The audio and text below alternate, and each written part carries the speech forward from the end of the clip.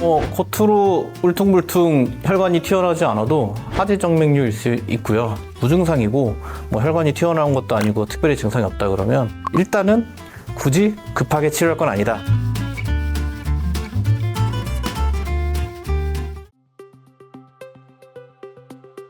겉으로 울퉁불퉁 혈관이 튀어나오지 않아도 하지정맥류일 수 있고요. 하지정맥류라고 하면 우리가 소위 생각하기에는 혈관이 울퉁불퉁 튀어나오거나 그런 것만 생각을 할 수 있는데, 하지정맥류라고 해서 우리가 혈관이 튀어나온 거는 하나의 증상으로 생각을 하는 거지, 그 외에도 많은 증상들을 포함하고 있기 때문에 그런 혈관이 돌출이 안 돼 있다 하더라도 내가 밤에 자다가 쥐가 나서 깨기 시작했다, 그 다음에 내가 다리가 저려서 또는 다리가 부어서 또는 다리가 아프다 라고 하면 이런저런 원인을 찾아봐도 다른 원인을 못 찾겠다, 이런저런 치료를 했음에도 증상이 계속 남는다, 아까 말씀드린 그런 증상들이 있는데 내 삶을 많이 괴롭힌다 라고 하면 하지정맥류를 의심하고 검사를 받아볼 만은 하죠. 충분히.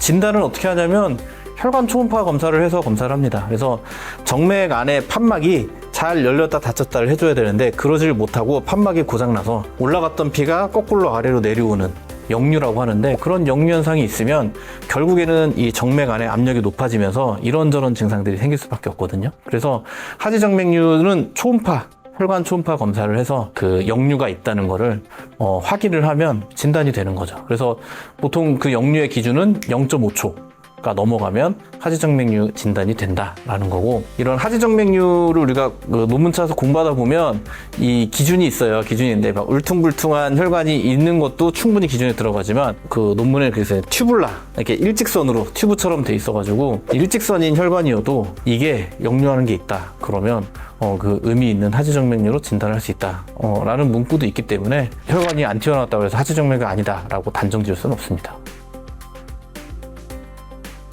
그런 사람 있죠. 나는 오른쪽이 혈관이 막 튀어나오고 지나서 왼쪽은 아무런 증상이 없어요 해가지고 왔는데 초음파 검사할 때 오른쪽만 봐주면 약간 성의 없어 보이니까 약간 정없으니까 왼쪽도 비교를 위해서 한번 봅시다 이렇게 보는 경우가 있거든요. 그런데 오른쪽에 대복제 정맥에서 역류가 콸콸콸콸 있어서 이거는 수술하셔야 됩니다 라고 했는데 왼쪽에도 역류가 있어요. 그런 경우에는 환자분이 왼쪽 다리에 대해서는 증상이 없잖아요. 무증상이고 혈관이 튀어나온 것도 아니고 특별히 증상이 없다 그러면 일단은 굳이 급하게 치료할 건 아니다 라는 정도의 언급은 하고, 있으니 당신 불편한 거 있으면 그때 치료 받으셔도 된다 이렇게 설명을 하죠.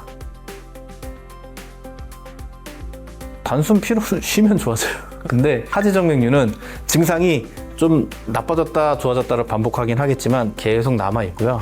조금씩 만성적으로 진행을 하긴 합니다. 물론 조금 쉬면 조금 증상이 좋아졌다가 다시 또 활동하면 갑자기 확 또 생길 수 있죠. 근데 그게 계속 반복이 된다 그러면 단순 피로보다는 정맥을 한번 생각해 볼 필요는 있겠다. 우리 병원 홈페이지나 블로그에 보면 이런 자가검진을 할 수 있는 문진표가 있으니까 그걸 보고 체크를 해봐서 여기에 내가 해당이 되네 라고 하시면 진료 예약하고 오십시오. 언제든지 검사할 수 있습니다.